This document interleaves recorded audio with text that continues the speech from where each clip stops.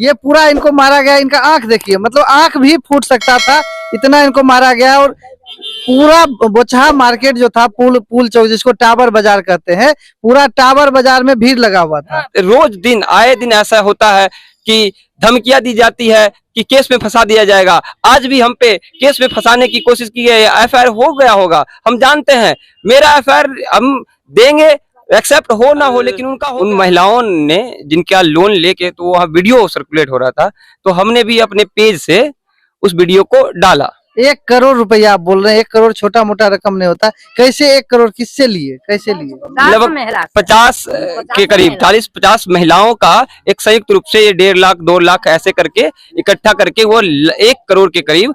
ये बयान हम नहीं दे रहे हैं, आप उन महिलाओं से किस्ती वाला लोन। जी सर, लोन किस्त में जो मिलता है उसे उठवा के इकट्ठा करके और इस 1 करोड़ के करीब तकरीबन पैसे को इकट्ठा करके और यहाँ से रफू चक्कर हो गई। इस वारदात को देखते हुए उन महिलाओं ने एक वीडियो बनवाया और जिसकी वजह से सारे समाज के लोगों ने सर्कुलेट किया। हमने भी उस वीडियो को सेव करके अपने पेज पे डाला, जिसके कारण रात में थ्रेट आने लगा, मेरे पापा को कॉल करके धमकियां देने की, वो वीडियो डिलीट करवा दिया जाए, न था मारा जाएगा।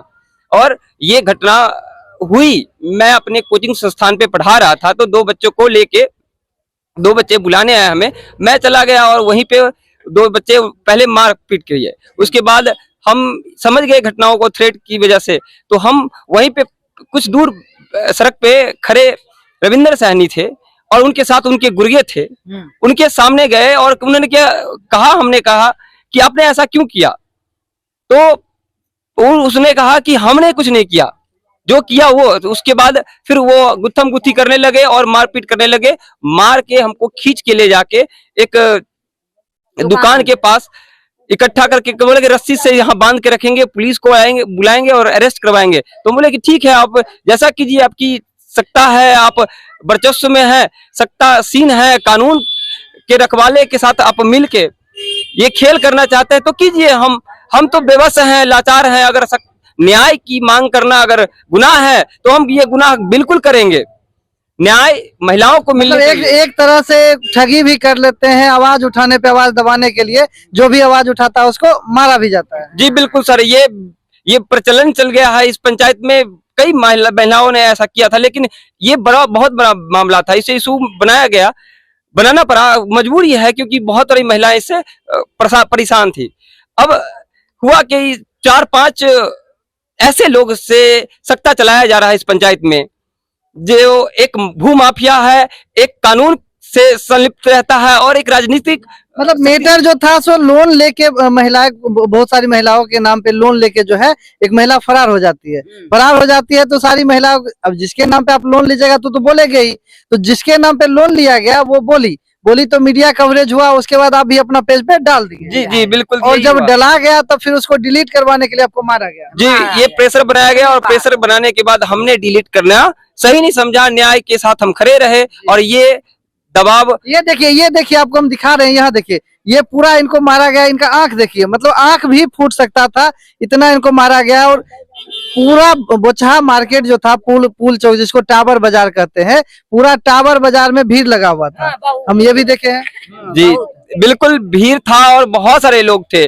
और सबने कुछ लोगों ने सेव करने की कोशिश की लड़कों से, लेकिन जब मुखिया और उसके गुर्गे मारने लगे तब सेव करने की किसी ने कोशिश नहीं की, और कि उससे कोई पंगा लेना नहीं चाहता है, कोई विरोध नहीं करना चाहता है, चाहे वो कितना ही गलत काम कर ले, किसी का जमीन हथिया ले, किसी का दुरुपयोग कानून का करे, किसी पे रोज दिन आए दिन ऐसा होता है कि धमकियां दी जाती है कि केस में फंसा दिया जाएगा। आज भी हम पे केस में फंसाने की कोशिश की गई है। एफआईआर हो गया होगा, हम जानते हैं, मेरा एफआईआर हम देंगे, एक्सेप्ट हो ना हो, लेकिन उनका हो गया। पूरे बिहार में जो भी अन्याय जहाँ पे हो रहा है, लोग आवाज उठाते हैं तो उनके साथ घटना हो जाता है।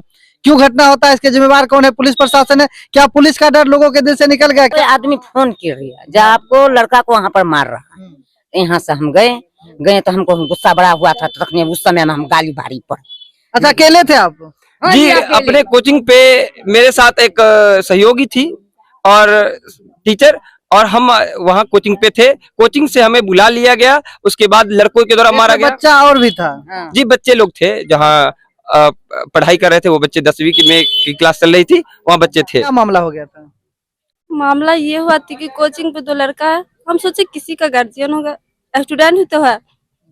सर जी को भेजे कि जाइए वहाँ पे, जे कोचिंग पे 2 लड़का आया हुआ था, हम सोचे किसी गार्जियन है, तो सर जी गए वहाँ पे, शायद उन्हें ले गए कि उधर की चलिए उधर बात करना है। उधर ले जाके गेहूं के खेत में बहुत ही पीट रहे थे इन्हें, इसी लाइव लाए कि जे वीडियो बना, तब हम लोग देखे तो गए, तब तक वो सब मार के फरार हो गया। मतलब जब वीडियो बनाने की बात हुई तो इनको मार पीट के छोड़ के वो सब फरार हो गए। इनको बांधा भी जा रहा था। हाँ, यहाँ पे बोछा मार्केट में लाके बोछा मार्केट में ले जाके इनको फिर से मतलब पिटाई के बाद बांधा जा रहा था। क्या क्या जुर्म कर दिया था इन्होंने, क्या?